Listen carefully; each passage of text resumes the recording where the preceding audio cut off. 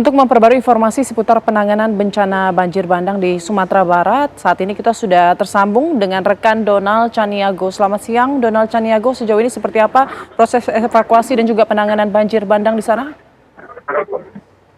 Ya, baru tadi sekitar pukul 11 siang tadi ditemukan satu jenazah yang diduga bernama Am, merupakan warga Galuang, Nangari Sungai Tua, di mana sebelumnya dari data yang ada, masih ada 3 warga lagi yang dilaporkan hilang. Nah, dengan ditemukannya satu jenazah tadi, maka di Kabupaten Agam masih dicari 2 orang lagi, yaitu satu di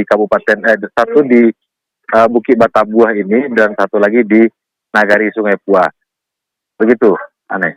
Oke, Donald, untuk proses normalisasi sungai di lokasi Anda, kemudian proses evakuasi, ini rencananya akan selesai kapan? Ya, pemerintah setempat juga sudah menerapkan status tanggap darurat bencana selama 14 hari ke depan. Artinya dia akan difokuskan kepada penanganan pencarian dan evakuasi para korban yang ada, sekaligus penanganan para pengungsi yang ada di camp atau di tempat pengungsian. Kemudian salah satunya juga menormalisasi sungai yang berada di aliran lahar dingin Gunung Merapi. Kita tahu bahwa kondisi saat ini di sungai tersebut masih belum normal, dan ketika hari hujan di bagian puncak Gunung Merapi, maka dikhawatirkan akan terjadi banjir lahar dingin susulan yang bisa saja berdampak lebih parah daripada yang terjadi pada Sabtu malam lalu. Begitu.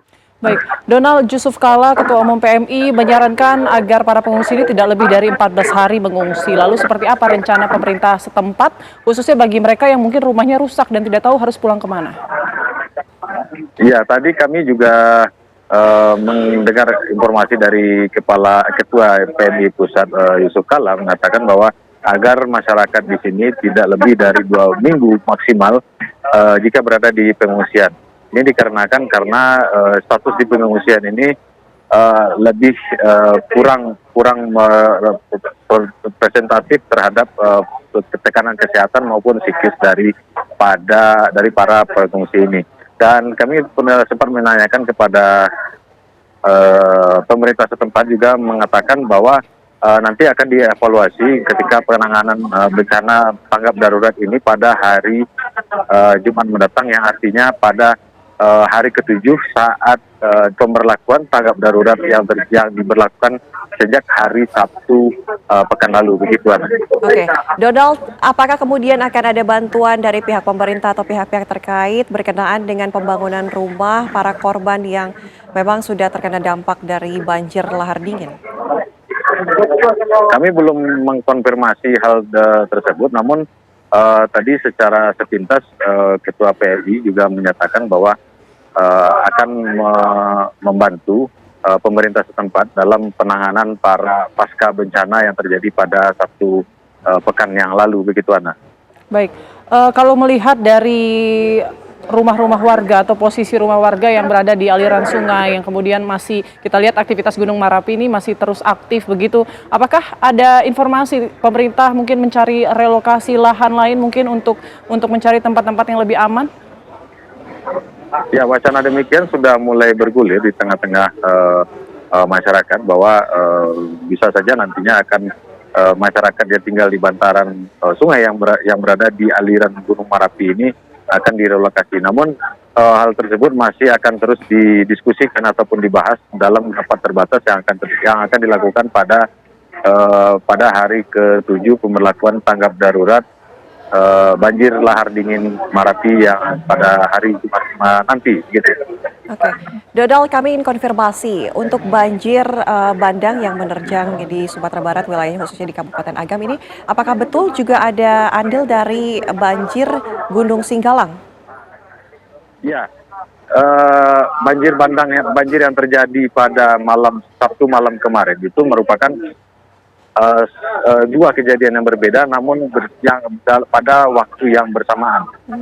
Pada pukul 22.55 waktu Indonesia Barat, banjir lahar dingin terjadi di Gunung Merapi, sehingga menyebabkan sejumlah daerah yang berada di kaki Gunung Merapi seperti di daerah Tanah Datar di daerah Salim Pawang, Tanah Datar, kemudian di daerah Batipu juga, kemudian di daerah Kabupaten Agam ini, dan sebagian dari kota Padang Panjang sendiri. Nah, pada saat yang bersamaan juga terjadi banjir bandang yang terjadi di kaki Gunung Singgalang, sekaligus juga di kaki Gunung Tandike, di mana Gunung Singgalang ini berada di daerah Kecamatan Nampekoto, merupakan salah satu daerah yang terdampak parah akibat banjir bandang yang terjadi dari hulunya Gunung Singgalang. Nah, kemudian pada saat yang bersamaan juga terjadi banjir bandang yang sehingga mengakibatkan terputusnya jalan antara Padang dengan Bukit Tinggi di daerah